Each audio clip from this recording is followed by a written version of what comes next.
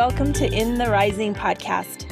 My name is Bettina Brown, and I am a physical therapist and owner of FitAfterBreastCancer.com, as well as a Christian life coach. And congratulations to you. You have made a decision to rise up and create the life that you want to live just by looking at this podcast or rejoining it today. And every single area of our life, whether it's financial, emotional, our health, or even our relationships, are a part of the journey. And so as a physical therapist, I worked for many years exclusively with those going through cancer. And I tended to hear the same statement of regret, that not living the life that they wanted to live is what really regret felt like, and feeling that the clock was ticking with how much of life they still had left to make changes. And I came to that realization after taking that into my own soul, that we don't have to regret anything, that we can make the changes we want to and live the life we want to live now. It is my goal that this podcast helps you on your journey. And I do believe my guest today, Eugenia Oganova, is such a person that can help you on your journey. You know, for those of us that believe there is an energy around us, and let's face it, we use it in our language all the time. I feel this. My stomach has butterflies. My heart has pain after loss. We use those words. That resonates with me, what you said. I feel that vibe.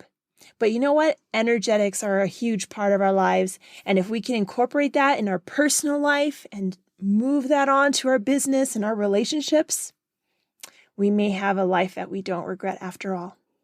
All right. Well, thank you so much for being on In the Rising podcast. I'm excited to speak with you, and I'm energized to have a moment to talk about really living a life that's in alignment with your hopes and dreams. And it sounds like you have done this and are helping others find that conscious awareness and also step forward into living life on their own terms, just like you are living it on your terms, correct?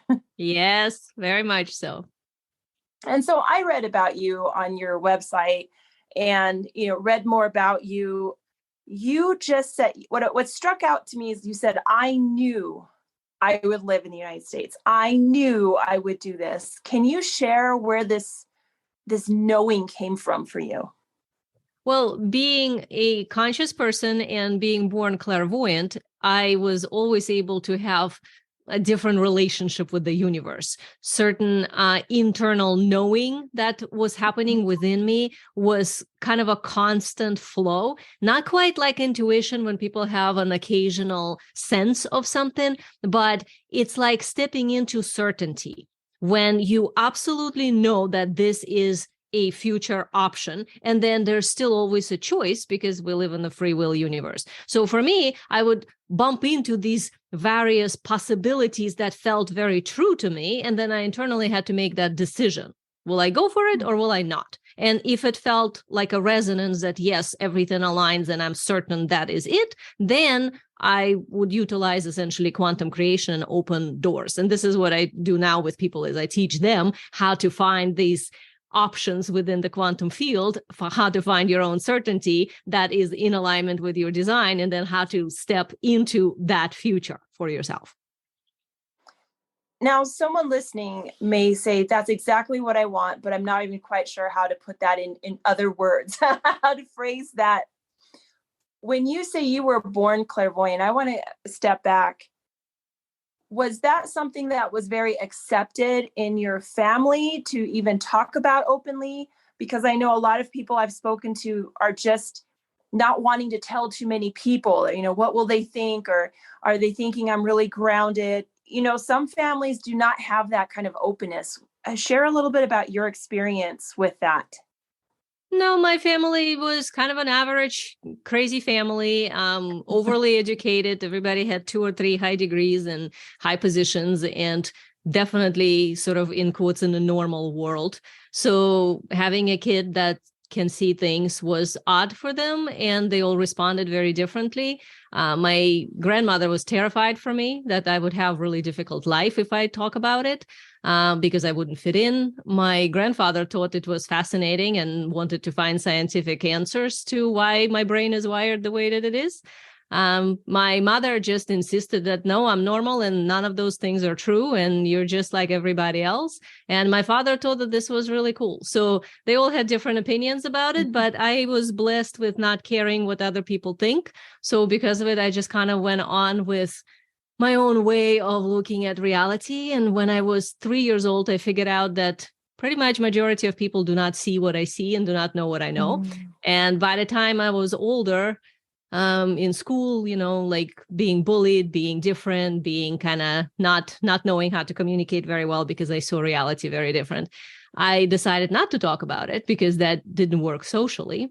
But you can't really hide some of those things. They come out anyway because somebody somewhere says something. Yes. So that's exactly what ended up happening. And then people started to find their way to me, ask me questions and wanting to know something from what I'm able to help them with. And before long, it just ended up being my path. So when I was 14 years old, I already had clients. And from that point on, I just kind of kept going this way.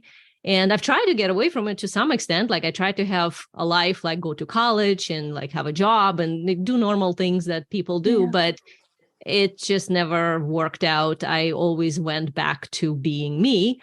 And since being me was actually successful, I realized that that's part of why a lot of people wanted to get to know me, because they wanted to know how can they have that level of inner, confidence or certainty or ability to not worry so much about all these things that people worry about, because I don't do that. My whole energy system is very efficient because I utilize the way that I'm meant to be. And most people, they don't utilize the way they meant to be. They kind of utilize the way that they programmed to be. So part of what I've been doing my whole life is helping people one way or another in different areas of their life to essentially shed layers of conditioning and programming and imprinting and find who they are so that they can find that internal certainty and show up. And I'm glad that you phrased it that way, because I am really working with a lot of people and have had conversations where they are working through some end stage terminal illness. And when they're end stage, that's a time when people start reflecting on their life a lot more. And I did hear that the number one issue, problem, concern of those that are really actively dying is that they lived a life that they were programmed to be, told to be, but they didn't live the life they wanted to be. They were not showing up as themselves. And so the very thing that you said is that people are wanting and seeking out to be themselves is exactly what prompted me to begin this podcast and to be a person that is rising up to be themselves and not what fits. Exactly. So that's huge what you said. And people were coming to you because you already were doing that at 14 and earlier. I was doing it way earlier. I was doing it actually from beginning of my life, but I was aware when I was being programmed. And that's, I think, what part of my superpower is, that I have enough of this internal observer or witness, you can say, that I can see where, oh, this is how this environment is shaping me to be, but this is how I am. And I can see the difference and I can make that choice. Do I want to play the game and be as I'm expected to be right now, or do I choose not to? And being somewhat of a rebel, I always chose not to. So over time, that sort of developed into a personality that look to other people like I know what I'm doing, even if they didn't understand it, but it looked like I was confident and I had something that they wanted. And this is not some magical thing that only I have. Every single person can actually be that. We look differently in different people, of course, but we each have a unique design. This is what I call soul design. It's sort of like how you're made within each lifetime. So when you're born, you have certain gifts that you're meant to bring, certain lessons you're meant to learn.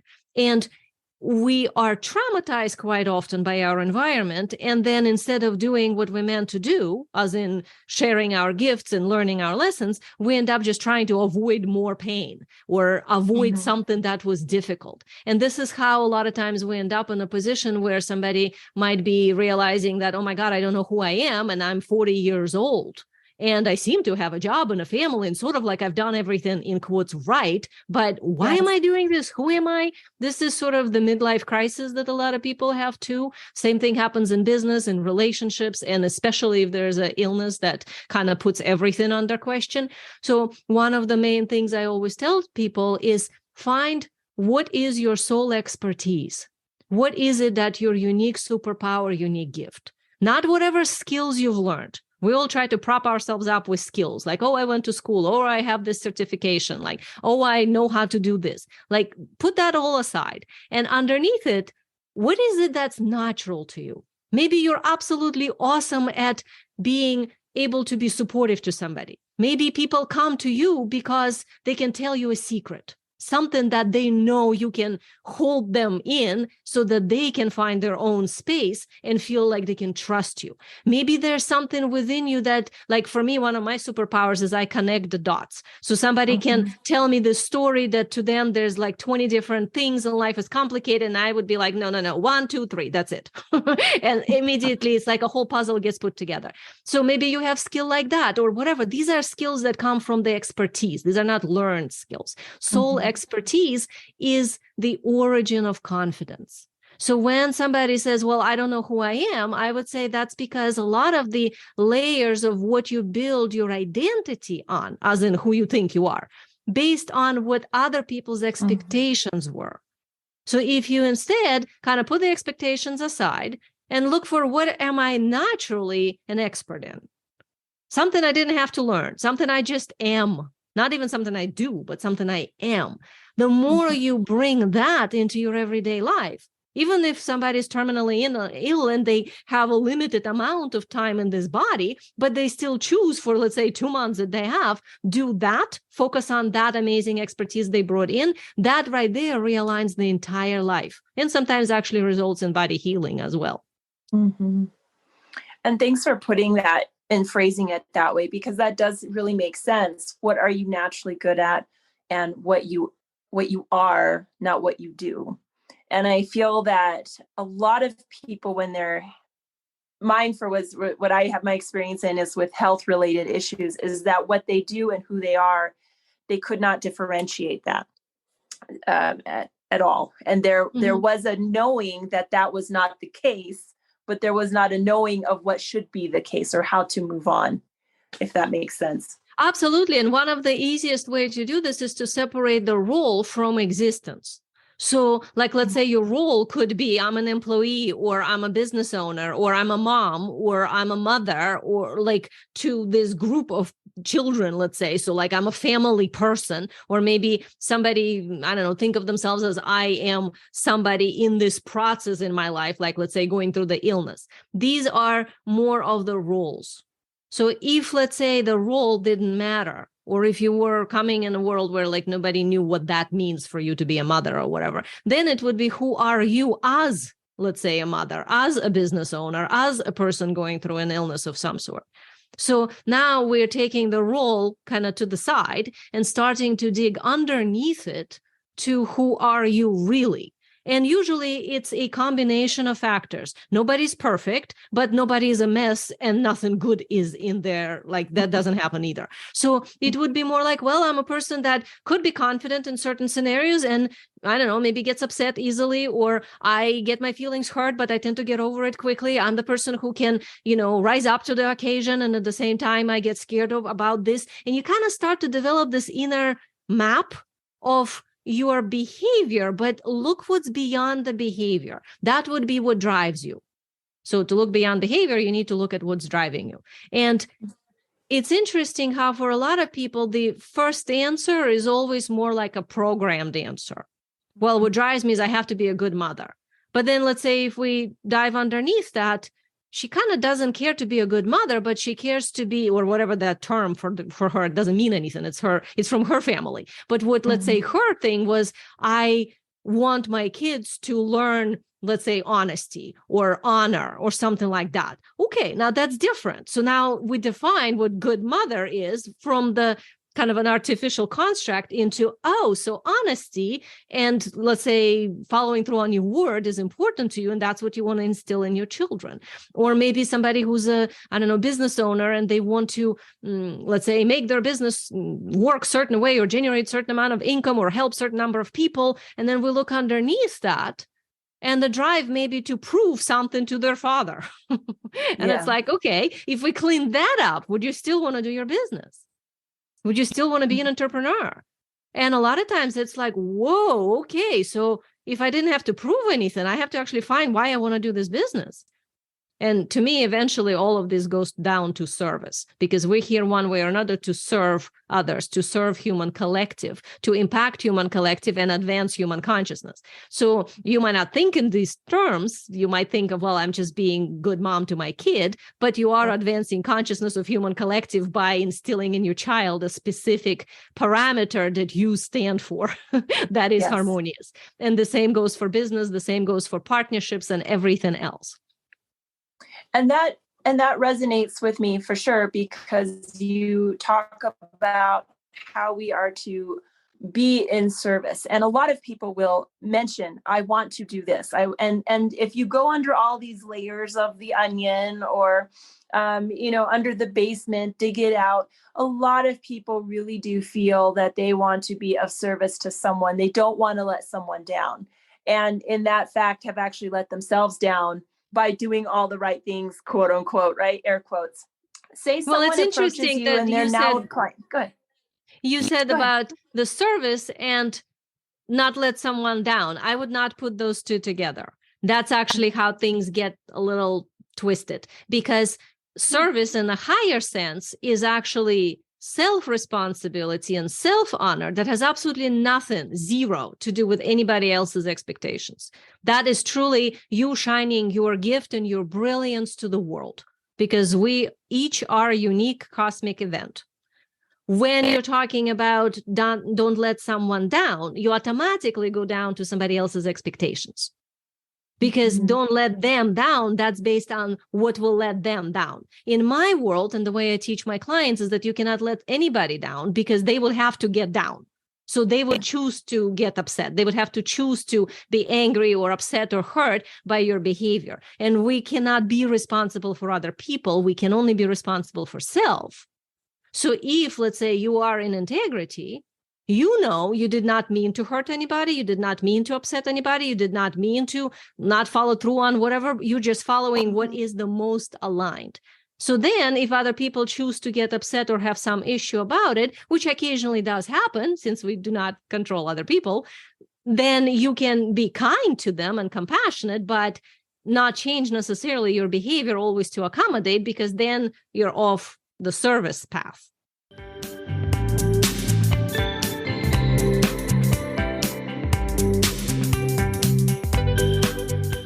As far as the business thing, one of the things that I teach my clients and I work with spiritual people. So conscious coaches, personal transformation experts, energy healers, anybody that deals with, let's say, mindset or emotional wellness or body wellness, something that's in that direction. So they are coaches, mentors, or healers one way or another, like maybe nutritionists or something like that. So these people, they already kind of automatically looking for creating a community, creating their business with clients that respond to what they are bringing through. And one of the things that I teach is how to do marketing in a way that not only aligns to you specifically, so you're not using some cookie cutter stuff that somebody taught you for $300 online, but that you're actually custom create your own way of presenting what you're doing to the world. But at the same time, how do you utilize specific words so you clearly articulate the value of what you're bringing and attract to you correct people while repelling incorrect people?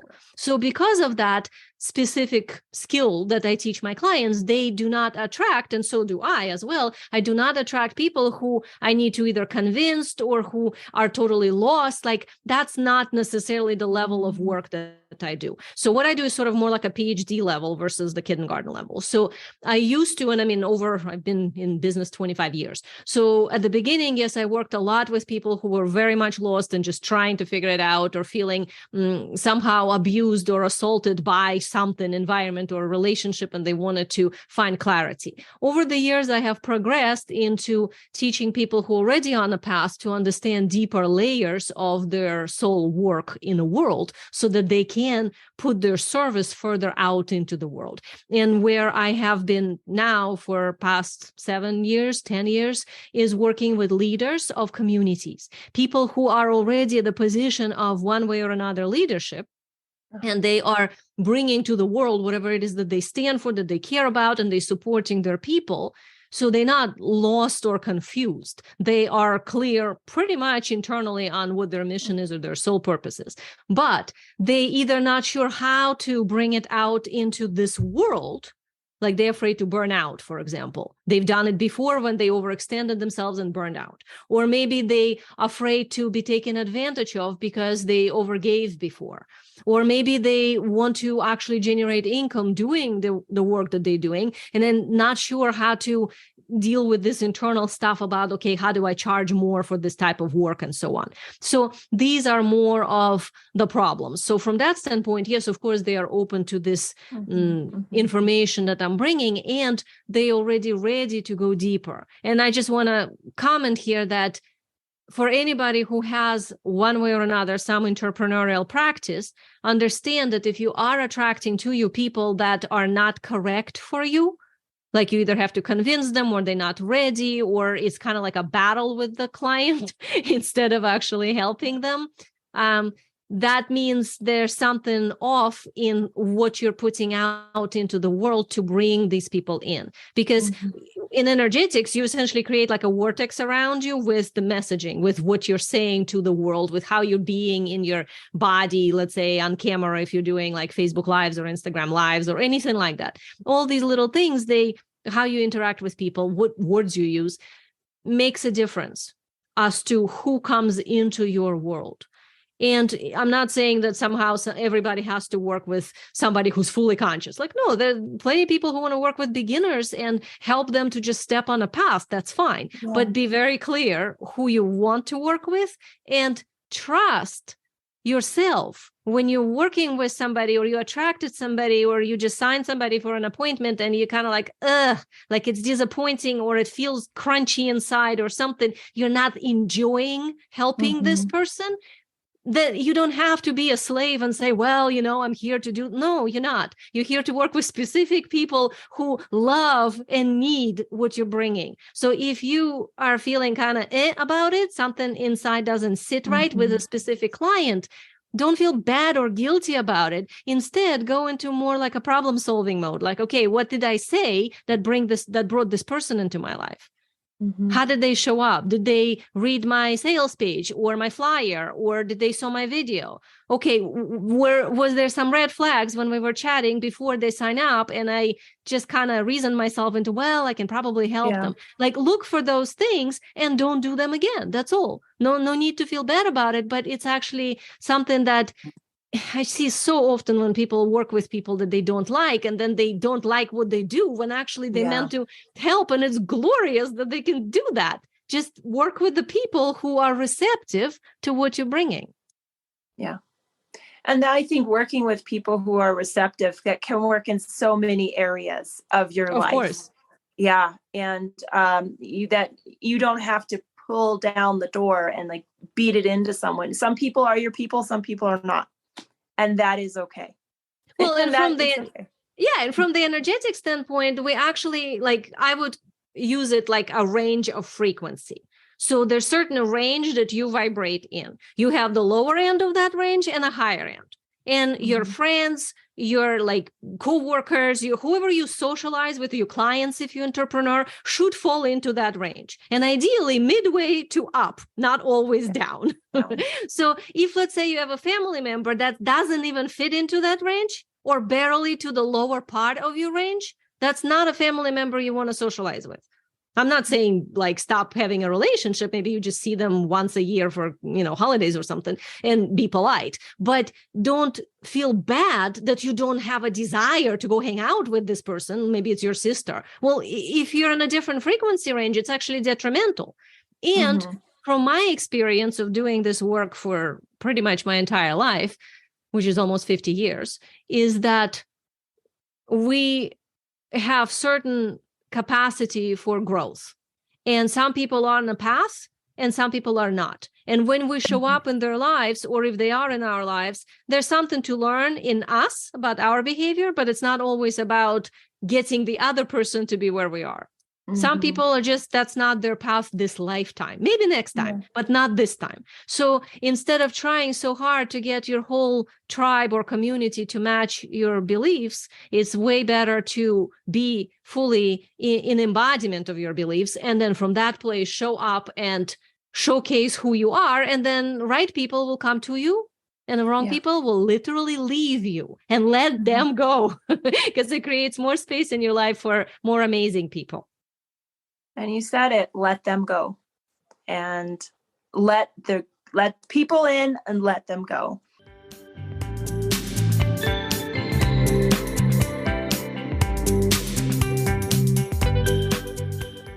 And use the lessons and don't be down on yourself with that. So very good. I like the way you put things very, very well. So say someone's listening and they're like, yes, I am a conscious person. I am on board with this. I feel my purpose. I'm not wandering lost with what does it all mean. I know what this lifetime means for me, but I also have some, like you said earlier, the dots that aren't really connecting. And sometimes it's hard to connect the dots when they're so close and they are your dots, right? How can they learn more from you, and what resources do you have out and about to connect with you? Well, I would say, first of all, go onto my website, transcensiongate.com. This is where you will find all the information about so many things that I've been talking about. If you are an entrepreneur and a conscious healer, coach, something like that, and you want to bring your business structure to the level that's in alignment and integrity with all these things we're talking about, with your soul expertise, so that your messaging fully reflects what you want to do in this life and your mission, then there are steps for you to take. You can have a information available on the website to show up and interact with me to see if we're a match to work together. If you're not an entrepreneur and you're just looking at it from the standpoint of consciousness and understanding reality and wanting to be of service, I have many programs. One of them that is going on is Quantum Impact program. There's also Quantum Evolution program. And there are others. So check those out and see if this is for you. If it is, then definitely join our community. And this is where I teach this kind of a level stuff, a really high level information of spiritual leadership and showing up correctly inside your own energetics and serving the community at the highest level, finding your own leadership, clarifying maybe a little bit more about your purpose, understanding where there are these blind spots that maybe you're not seeing. So those things also exist. And on my website, you can find them. So look for how you can work with me in my program component of transcensiongate.com. There's information for entrepreneurial side and non-business consciousness side, both of them. I felt Eugenia just had so many good points in our conversation today. And what I felt, my energy from Eugenia, was that she was someone who was very confident in her abilities and what she knows and what she's going to do with her life. And I really enjoyed the segment of our conversation where she talked about service, because I reflected, is not service such a huge part of our lives? Is not the most selfish thing that we can do to give to other people? You know, that feeling that just kind of hits you in your soul. Like, we love to see the face of someone when we can give them a gift, when we can give them a gift of time or a blessing or an actual physical object. We feel good. So if we're taking that service, how can we advance that on? And so I ask you as well to live in service today. And if you feel that this podcast, or particularly this episode, could really make a difference for someone that you know, take that moment and forward that podcast so we can put it in the hands and ears of those that it can make the greatest difference to. And until next time, let's keep building one another up.